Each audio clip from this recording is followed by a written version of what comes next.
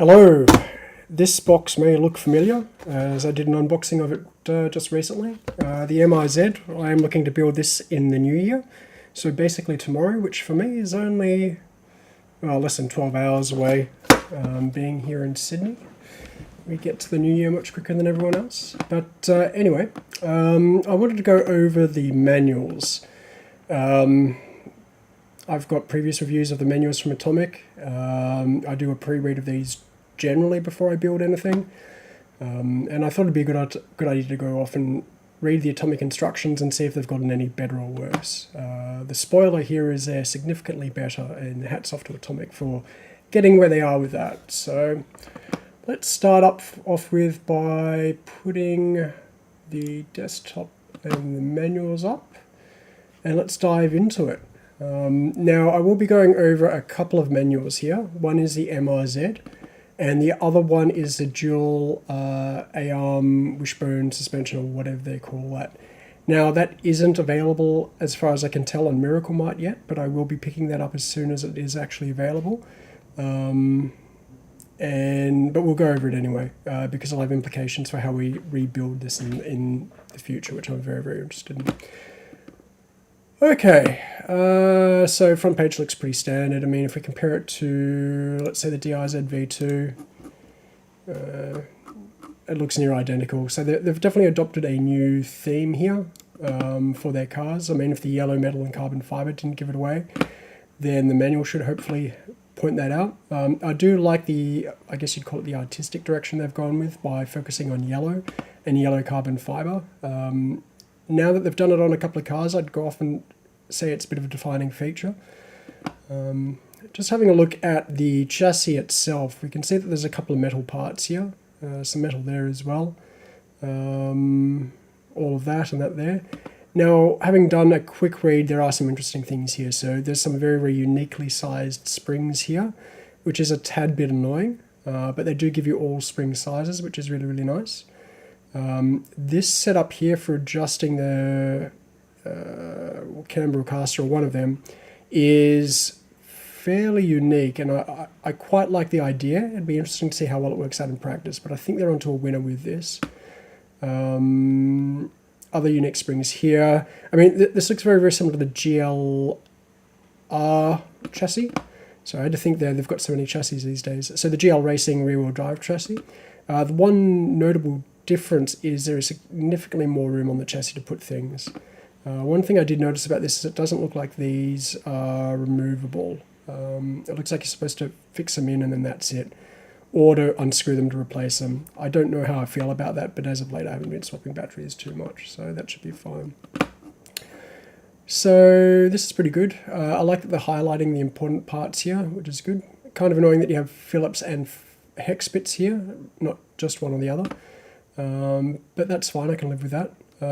It's good that they've got the bags there, although I don't think the bags are numbered, so I don't know why they've done that. Oh yes, they are numbered, okay.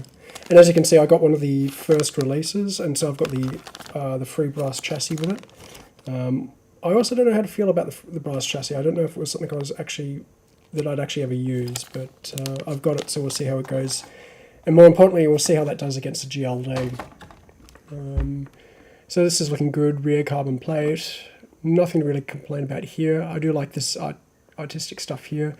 Although I have noticed when I was going through it, it's very, very black and white, this manual. It would have been nice for a bit more of a coloristic touch here.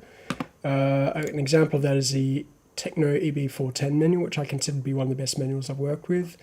And as you can see, they sort of break it up by having about a blue outline. And I could see Atomic sprinkling some yellow around the border in areas, or just in the corner or something, just to make it stand out and look a little less bland. So that looks pretty straightforward. Exact same rear pod setup as rear pod setup as a GLR. Wow, this stream's not going well. Brass plate here, all relatively simple. Both these are rather simplistic in their design, and that seems to be carried throughout the design of the MRZ.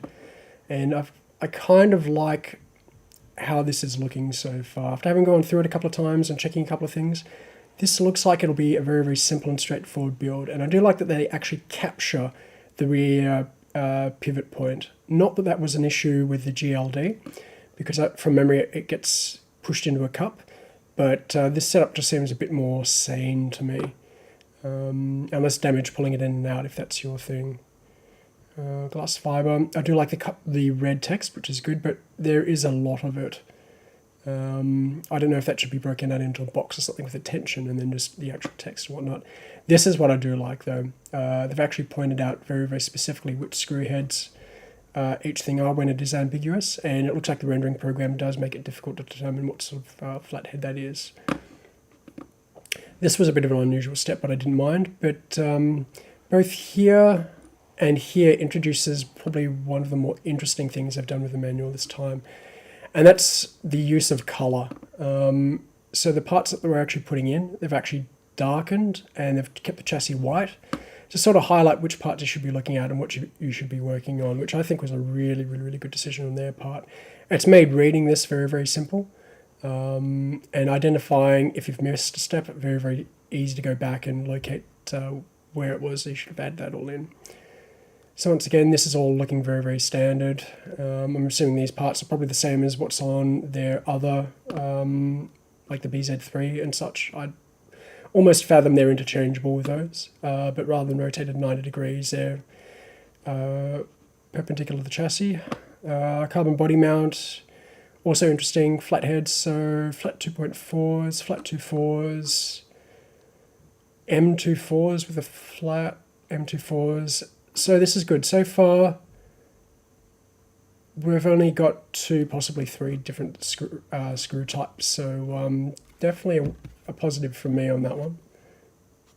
Yeah, okay. Camera's a bit steeper than I'm used to, so hand signals are a bit more, need a bit more thought. So what does this go? Facing downwards. Okay, that's good. It's interesting to see them have red text and then to further highlight it. I won't say much more beyond that, other than it's interesting. They've definitely made leaps and strides with their manuals. After reading through this, I kind of felt I would be confident giving this manual to someone who's new to the hobby and have confidence that they would be able to build this at least until the electronic stage. And that's generally a good sign that they've done a good job. So we've got the bracket here. Now I should also mention that this is at a fixed 98mm chassis length. So if you're looking for bodies for this car, you'll have to consider that. I do like how they've done the raising and lowering of the rear pod. That is actually kind of nice. And from memory, they provide a hell of a lot of spaces. In fact, that's just the spring. Oh, I'm going to have to swap these over. These are the springs I was talking about, so they're absolutely tiny. Those bigger springs are about normal Mini Z size, but those other ones, you're going to have a lot of trouble finding and replacing them, I think. So buy some spares. Everyone should hopefully know my feelings about Atomic now, and that's you buy everything you can up front because they might not be available in a couple of months' time. Time will tell if that's changed with their recent initiatives with the DRZ V2 and now the MRZ. But it definitely looks like they're having a lot more interchangeable parts here. Like I recognise, as I said, these parts here definitely look like they came off the BZ3, which is very, very good. I also did like these knuckles. I thought they paid attention to the design and shape of a couple of things, and these are actually tunables to raise and lower the rear suspension geometry. So the fact that they're nice and large and easy to grip is a good thing. I don't think the weight's going to be too much of an issue. But I thought this was an interesting design, one I definitely haven't seen before. We'll get more into that when they actually plug more into it, but just know that you can actually get your fingers around that and adjust it. In fact, let's see if we can find the part in here. It wasn't actually clear to me if it was a metal part or if it was a plastic part. Once again, they give you all the sandpapers and they do give you a drill bit for reaming things out, which is good. You do get the hex pieces, which is great, and a wheel tool, and I love these wheel tools, they're actually pretty good. And you do get another screwdriver, which I've got laying around here that I've already used on other projects. Set up.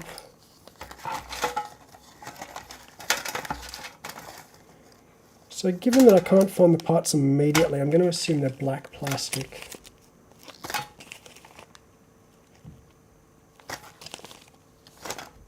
Oh yes, they are. So they're in bag 8. Just those parts there.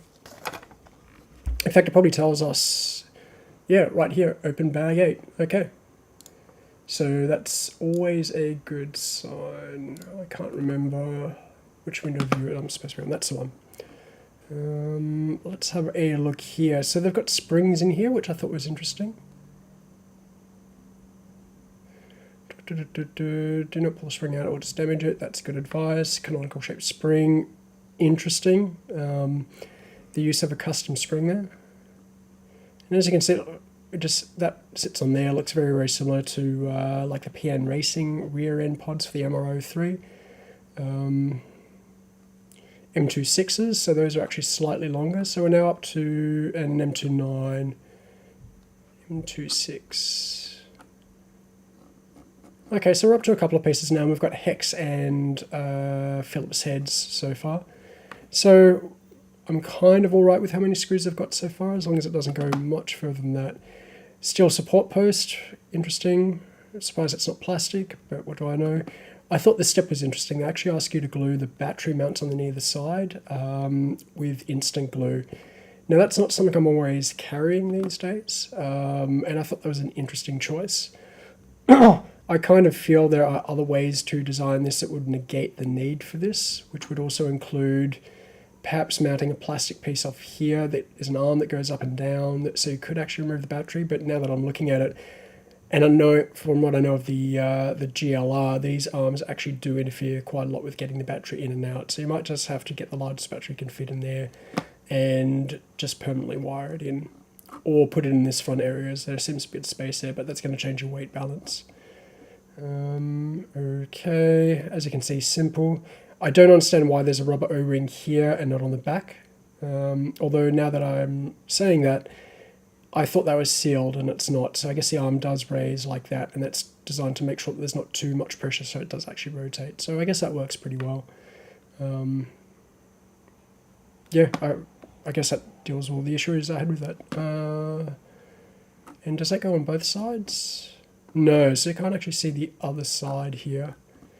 So I don't know if you get two O-rings, but that is something I would clarify.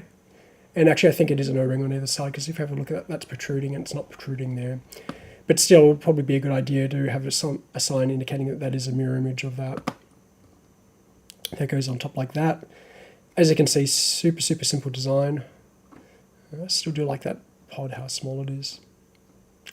So now we start to get into more of the suspension setup. A lot of spaces all over the place. Not necessarily an issue. In fact, a lot of the adjustment is done with spaces here.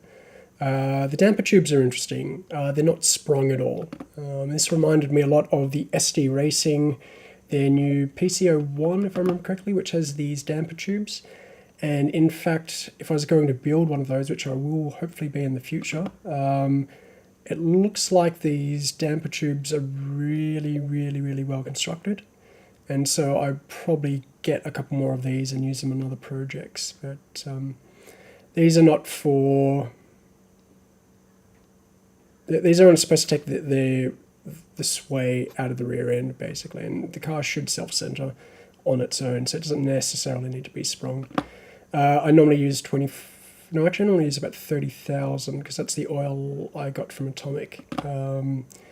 I don't know which I would apply there. I'd probably go for the 25,000, wipe it off and go up to 35,000, just due to the difference in viscosity. It's a bit easier to get rid of the 25,000, but I do like this chambered design.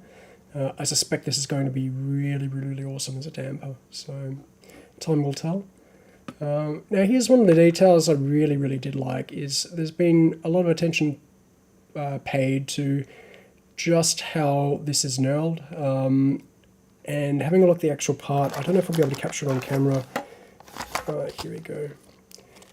It is fairly large, which is really, really good, and I feel that if I'm just running my finger over the top to adjust the suspension, I should be able to get some purchase, and if not, a flathead screwdriver should be able to get in there, in between these little parts, here and here, to be able to push it. So that looks really, really nice. And they also use that on the double A arm suspension here, as you can see here.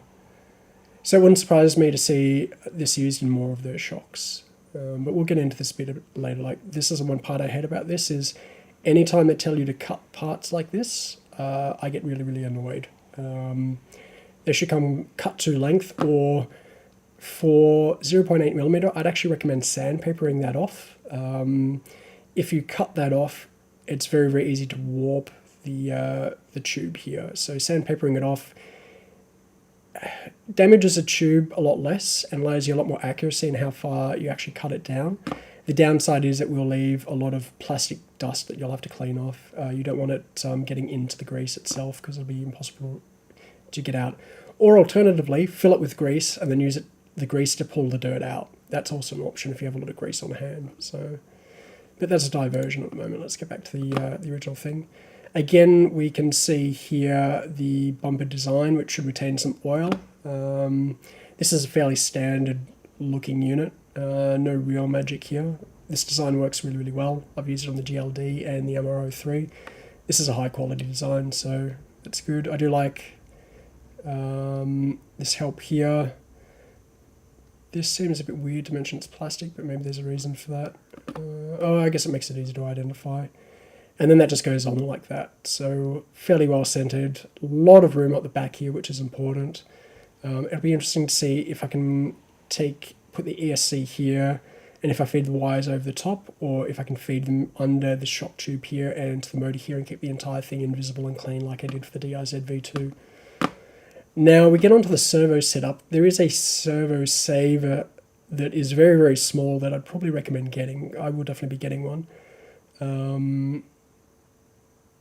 Servo not included, that's fine. I brought my own servo. Oh, do I have any spare? Yeah, I should do. So I'd get the servo saver and put that on. Better safe than sorry, especially at high speeds. What I do like though is the servo is centered right up in near the wheels. A lot of weight forward and the weight is centered. Now, once again, I've seen this on the PC07 and the SD racing cars, and it looked really, really good and seemed like a very, very clever way to do it rather than having it back here and wasting space, such as like on the GLD. But I think on the GLD, the reason why it's so far back is for weight distribution, where on this car, you probably want to offset the weight of the motor at the back and keep the front down rather than keeping the front light like it is on the drift cars. M24s. This is weird. Hex bits and flatheads. Why? I've got no idea. Especially right next to each other, that just boggles my mind. Hopefully there's a reason, but I don't like having to carry two tools. I'd rather just carry my hex bits around with me and not worry about it. Now this is probably one of the more interesting things. This borrows a lot from the design of the DIZ V2, but they've definitely identified some problems with it and made it better. So that clamps down. I like that they mentioned thread lock here, although if we go to here, I prefer how they've done it with the EB410, where they've got specific icons for it. So grease, diff oil grease, well, it's the same thing, grease. They do have a thread and thread lock, and then they mark it like that. That's a much better way of doing it using iconography. And I think that's probably one of the things that's lacking here. They need more icons and less text. There's a lot of text here that, honestly, I'm not necessarily going to read too much. Even part numbers that you could look up at the end, which they were on page 13. They do have something to do, well, this is the optional parts, but having a bill of parts and cross-referencing against that would be good. That's one of the things the Kyosho manuals do, and the Kyosho and Tamiya, and it was nice to be able to see all the parts laid out in pictorial form and being one-to-one size, so you could take the part, print out the instructions and measure it against there and know, okay, that's a 4mm or that's a 6mm, and then you don't need to have calipers on you. Do I have the BMRX? I might even have the manuals handy to show you. Let's order by type. Tamiya XV01. So this was a Tamiya I just built recently. So they have it down the left-hand side here, which is fine. The Kyosho normally has a section like 2 to 3 pages of all the parts just laid out. So this is nice. This is an alternate way of doing it. One thing I did notice, this is really optimized for phones. So if you split the page in half, you'll find that each section takes up a lot of space on your phone. So you maybe don't want to have that part on the side, but instead do what Kyosho did and just have a page dedicated to different parts so you can measure it. So thread lock, once again, that goes in, that's pretty straightforward. Install the pivot balls. And I should point out that there's more of this coloration. You can see how the background is desaturated. Really just draws your attention to the important parts here. Really, really nice and subtle detail. Like I didn't pick that up on my first reading. Balls go in. I know this trick. It's nice that they've deliberately pointed it out because I don't think everyone realizes that some of those balls just slide in and rotate.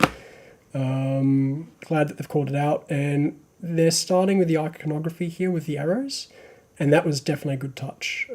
This section's almost perfect. Aggressive and mild steering.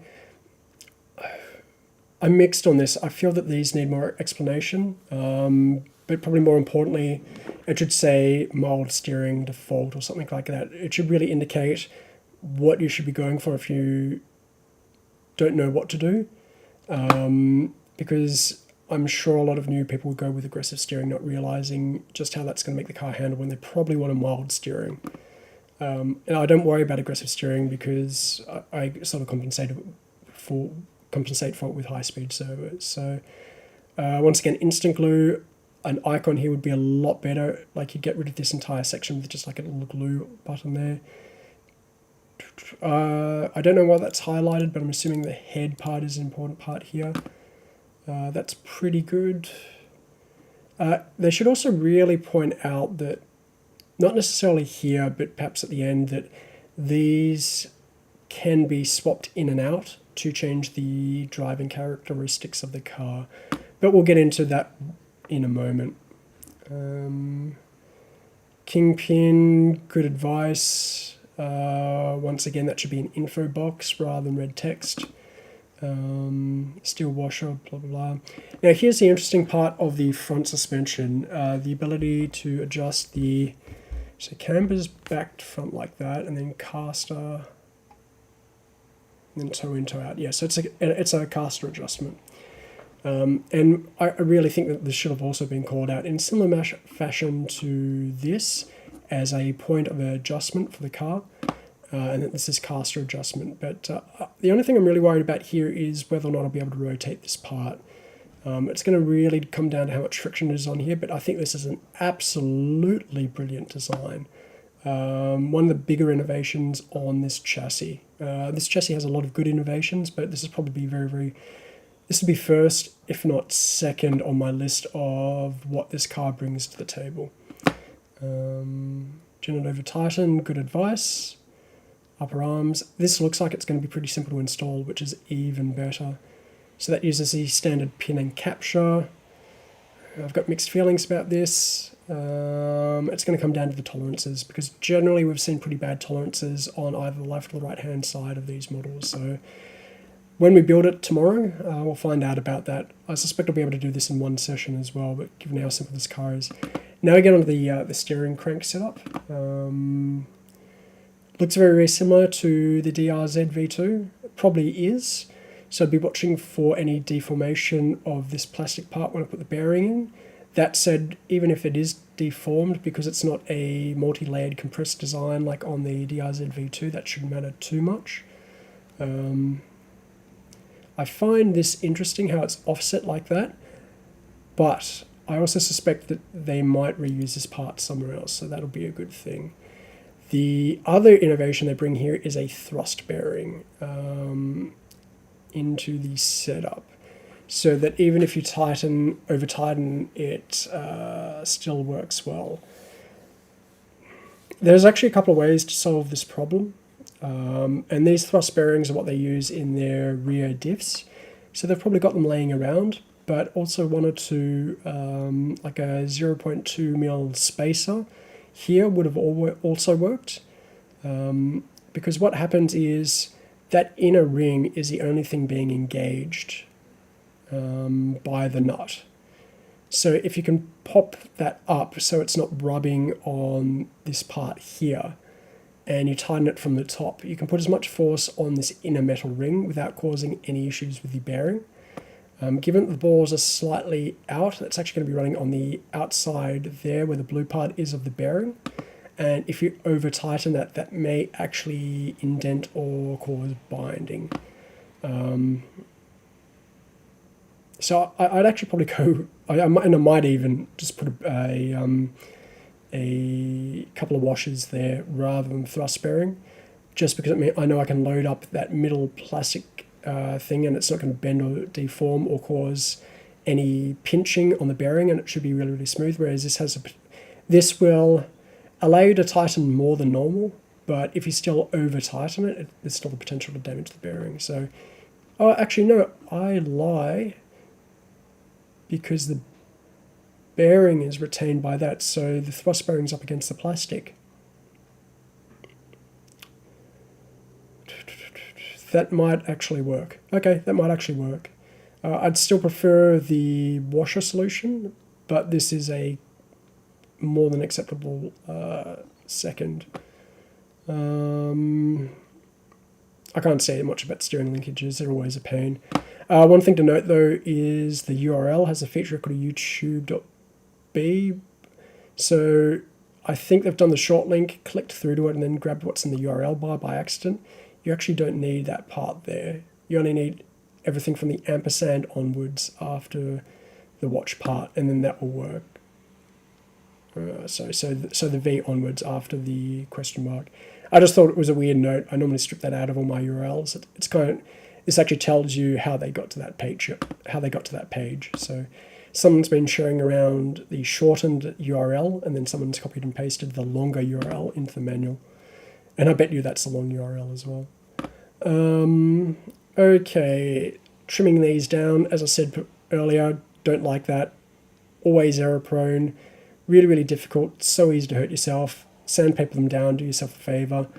Find anything you can do to avoid cutting that, and don't ever do that with pliers. Always do that with a scalpel, and preferably a scalpel that's designed for high pressure. Do I have my one handy? So not like the diamond-shaped blades, but there's actually like a metal sheet with the end cut off that allows you to get a lot more force behind it. It's less likely to slip, but that's the biggest issue with this is if you do cut this, score it first where you want to cut it, and then push down on that on a hard surface. If you don't pre-score it, the knife can slip out either side and into your finger. Now the diff housing is interesting. It's fully enclosed and makes it very, very easy to change the gearing. I really, really liked this design. This looks very, very similar to their center diffs on their drift cars, which have some issues, which are more visible on the next couple of pages. So they've changed this ring gear setup once again, which is a bit weird. I don't know if I'm going to lock the back on mine, but we'll see how we go with that. Yep, so these are really, really tiny screws, and these are really, really small holes. And it's very, very easy to put too much pressure here and destroy that part there. The other thing that'll be interesting to see is if it's recessed on the inside. So let me have a look at that.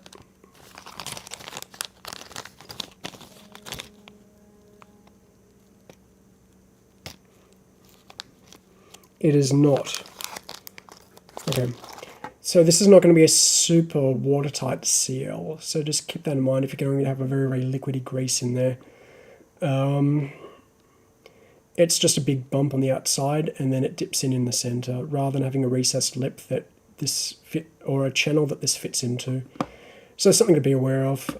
In practice, I don't think it'll be an issue. I'm assuming a lot of people are going to run these fairly open, and yeah, that seal is up there. Okay, cool.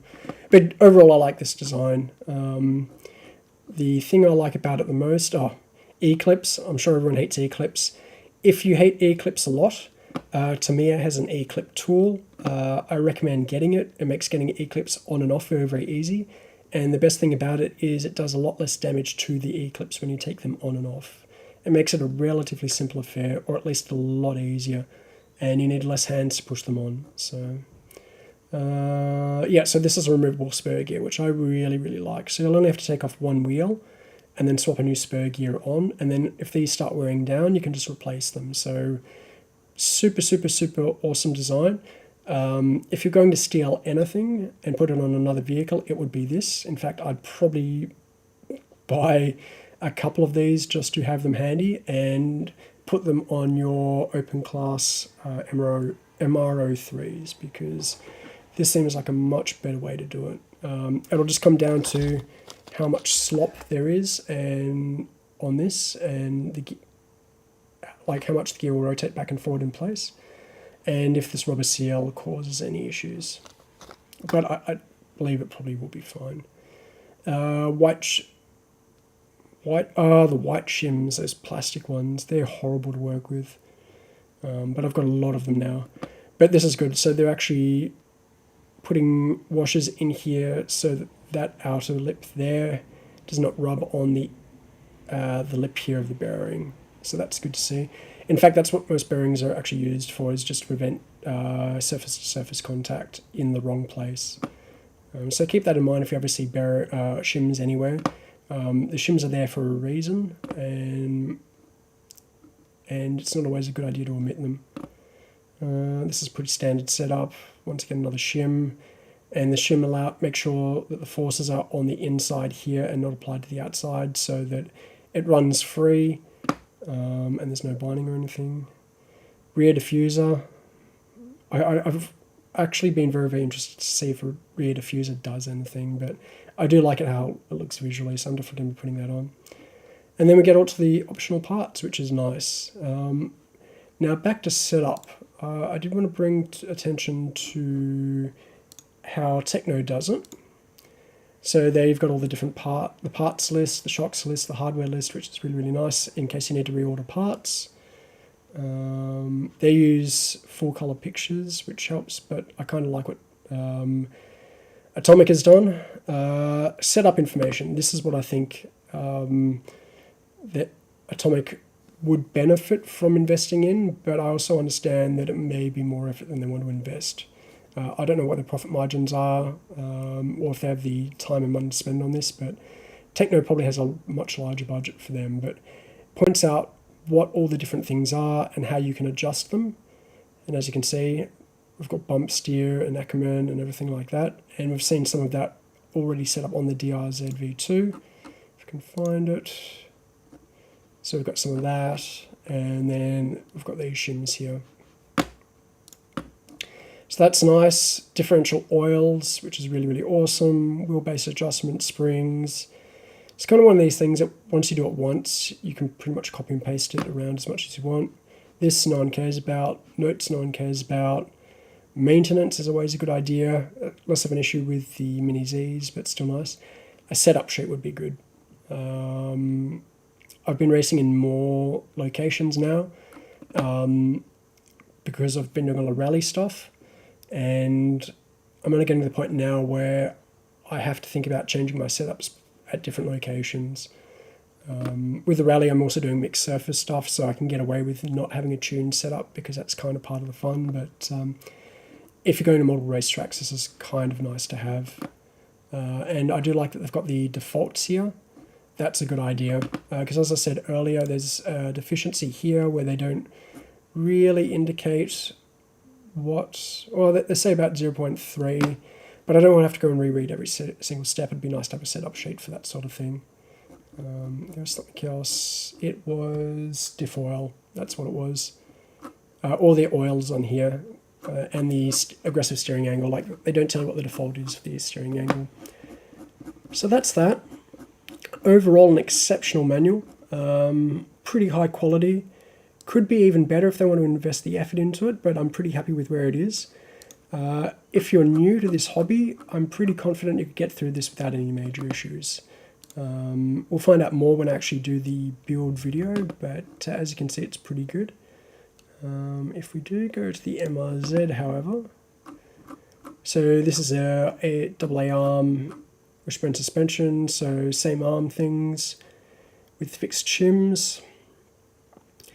Reuses those units, puts those in. So this actually looks like it shows you how to disassemble the old unit and put everything in place without having to disassemble the front end. Though that said, the front end does look like it comes in and out very, very easily. So, okay, so we've got our droop arms. I really hate measuring that. I normally just make it flat and then tune it by eye. You need a flat surface like this, but the tin also makes a good setup deck in case you ever need it. Flathead screws, that all looks pretty standard. They do give some tuning advice here, which is good. And then that just pops on the front here. And then that goes down like that. And we've got that bit, which is fine. So pretty nice simple setup. And I do like that I don't have to take spacers on and off to adjust things. You just have to rotate that. So this would kind of be my preferred setup, which is why I'd go for this. It's easier and quicker to tune. So you can do 1 or 2 laps, come in, adjust, do another 2 laps, adjust, and very, very quickly dial in a setup. So that is the review of the manuals. I suppose I better give some final words. It's easy, I like it, no particular issues. A lot of space up the front here. A lot of room for electronics. I'm looking forward to building this. I'm going to make it another Mazda 787B because I've got 2 bodies for that now. And my GLR is also the same thing. So it'll be an apples to apples comparison apart from the brass chassis. So thanks for joining me. Tomorrow I will be doing the build video of this. And I suspect this will only take us 2 to 3 sessions to get through. So hopefully by Monday next week, it'll all be complete. Yeah, so I'll see you all in the new year, and in the interim, keep on building and enjoy the time off. Talk to you later.